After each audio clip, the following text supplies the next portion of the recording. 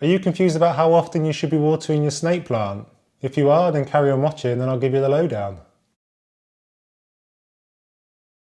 Hey guys, today we're talking about the very popular snake plant or Sansevieria. Just going to be talking about what you need to do to keep it watered well. I did a recent video on how to propagate this plant through leaf cuttings. I'll put a link to it up there.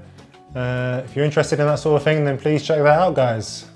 You might have heard or read that this plant doesn't require a lot of watering, but what does that actually mean? Basically, as a rule of thumb, you don't really want to be watering this plant more often than once every 3 or 4 weeks. It's a drought-tolerant plant. Its natural habitat is in Africa, Western and Southern Africa, so it gets a lot of sun and it is very drought-tolerant, so we need to replicate that in our house environment. As you can see from the soil in my snake plant, the one I have in my house, I don't know if you can see that, but the soil is very dry. If I stick my finger in there about 1/2 inch or so deep, it's dry all the way. So that would be too dry for most house plants, but like I say, the snake plant is a drought tolerant plant, so it can handle a dry soil such as this. I've not watered this one for a few weeks, so I probably will give it a water. I'll do that in this video actually, just to show you the best way you can do that. If you're really unsure about how dry or moist the soil of your snake plant is, then you could always invest in a moisture meter. Really handy tool. Just stick it in the soil, go quite deep, about halfway to the bottom, and it will tell you whether the soil is dry, moist or water. No batteries required, it just kind of reads it naturally from the tip. It's a really good tool to kind of make sure that your house plant is ready for a watering. If you underwater this plant, then it should tell you by going a bit droopy, a bit limp. That's if the soil is absolutely bone dry, like sand in the Sahara. It won't really like that. It does require some moisture. So just give it a top up with water and it will bounce back. Overwatering is more of an issue with this plant. People don't really understand how they should be watering it. They might be watering it once every week.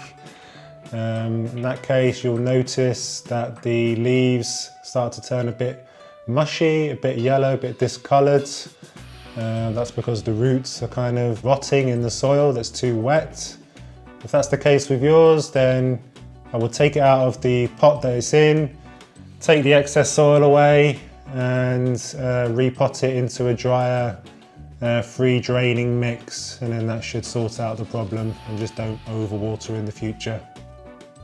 How often you water your snake plant will depend on where it's located in your house. If you have it on a south-facing window, for example, where it gets a lot of sunlight, then the soil is going to dry out much quicker, so it's going to require a bit more watering, maybe once every 3 weeks or so. But just like I say, keep an eye on the soil, make sure that it does actually need watering. If you keep yours in a darker location in your house, which is quite good for a snake plant, it does tolerate darker conditions, just means it will grow a bit slower. But it also means that the soil is going to be a lot slower to dry out, so that's when the dangers of overwatering can really come to fruition. So again, you just want to make sure that you're checking the soil. You probably only want to be watering, once every 4 to 6 weeks, but give the soil a good check. If it's not dry, then don't bother watering it. So I've already watered my snake plant, guys, but just to show you kind of the best methods of how to go about watering it, it's best to do it over the sink. Take it out of its decorative pot, put it over the sink, and then just give it a good thorough watering. The plant should be in a really well draining soil. So that means that the water will run freely out of the bottom. So just want to water it 2 or 3 times just to make sure that all the roots have got a good soak in.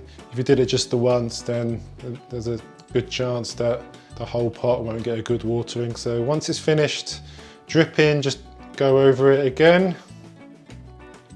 Make sure thorough soak all the way around. Try not to splash water on the actual leaves. That might develop a bit of rot on the leaves of the plants. So when you've done that, best to just leave it in the sink for a few minutes, maybe about 5-10 minutes, just to really make sure that any excess water has left the plant.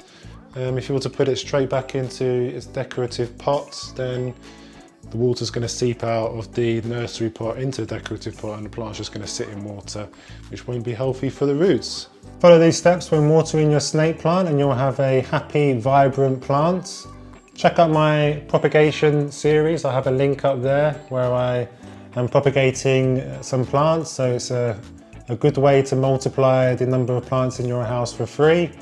If you have any comments or questions about the video here today, then please leave them in the comments. If you enjoyed it, hit a like on the video, subscribe if you're new, and I will see you in the next video.